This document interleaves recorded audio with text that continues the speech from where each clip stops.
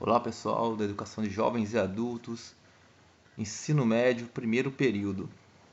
Pessoal, aqui é o professor Fernando de História. A gente vai continuar o que a gente estava estudando nas primeiras semanas do PET, então dando continuidade ao PET. Só relembrando, pessoal, na semana 1 a gente viu um pouco da resistência cultural daqueles povos que vinham sendo escravizados no Brasil. Eles vinham da África normalmente e eram escravizados no Brasil. Eles vinham de várias partes da África e traziam junto com eles a língua, a dança, o conhecimento do trabalho, comidas, né? Então, enfim. Então a gente viu que de várias formas essa resistência, ela mesmo com todas as dificuldades, né, de uma pessoa escravizada, eles mantinham muito da cultura africana no seu dia a dia. Tá bom, pessoal? Então é isso que a gente viu lá na primeira semana, vocês responderam no PET.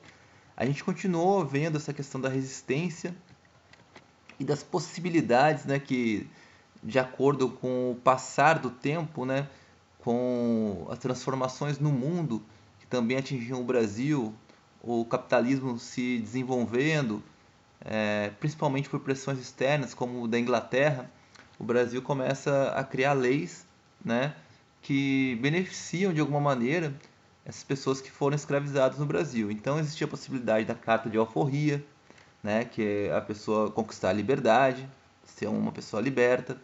A quartação ou coartação, que era uma forma de comprar alforria de forma parcelada. E essa alforria possibilitava a mudança de classe social, né, pessoal? De escravizado para uma pessoa liberta. Então vocês também responderam questões sobre isso na segunda semana. Na terceira semana, pessoal, a gente viu um pouco já de um assunto. A gente observou um texto aqui do Machado de Assis que também, pessoal, era uma pessoa negra do século XIX. No entanto, não era escravizado e pôde escrever uma obra muito valiosa, né, para a literatura brasileira. Então, Machado de Assis, um negro, foi um grande escritor brasileiro do século XIX.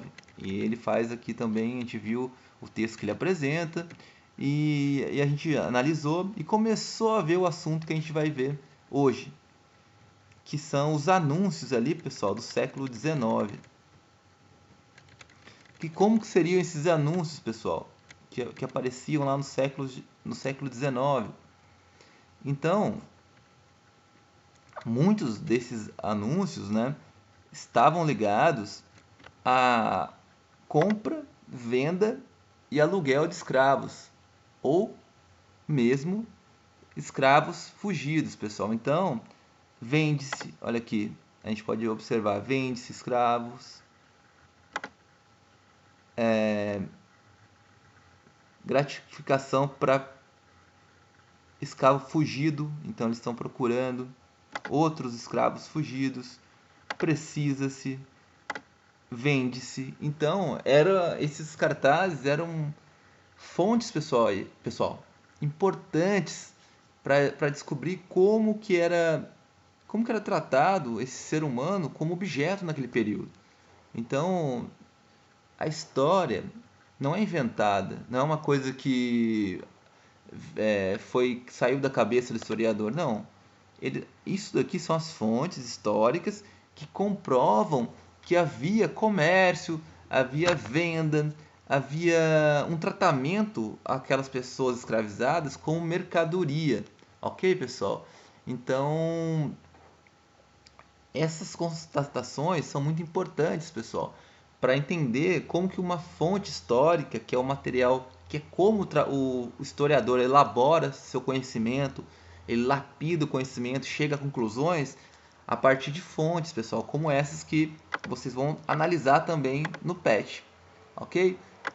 Então, no PET de vocês vão comparar anúncios, ok?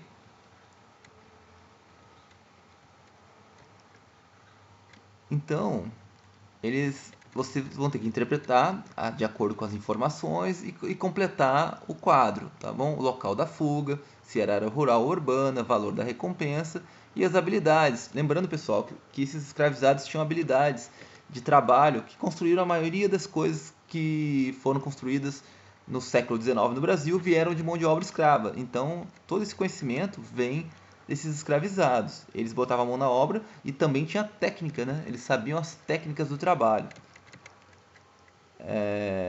Enfim, vocês aqui vão ter algumas questões para responder. Em relação a Pernambuco também, pessoal, que foi uma das capitanias mais importantes aí do período dessa resistência negra, né, escravizada, o Quilombo dos Palmares, de Pernambuco ia ser separado depois, né, futuramente, que viria o estado de Alagoas, né? Então, pessoal, aqui vocês vão ter a oportunidade de responder.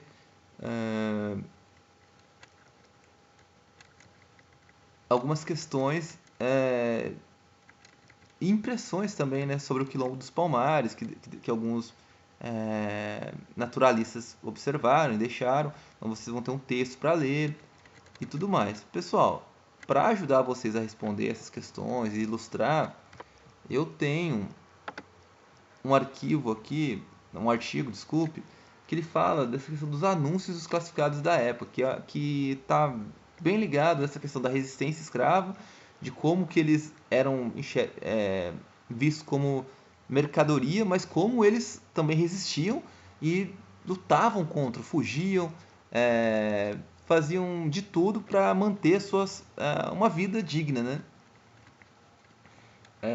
Então, esse artigo fala sobre, primeiro, sobre o cotidiano dessa visão desse ser humano escravizado como mercadoria.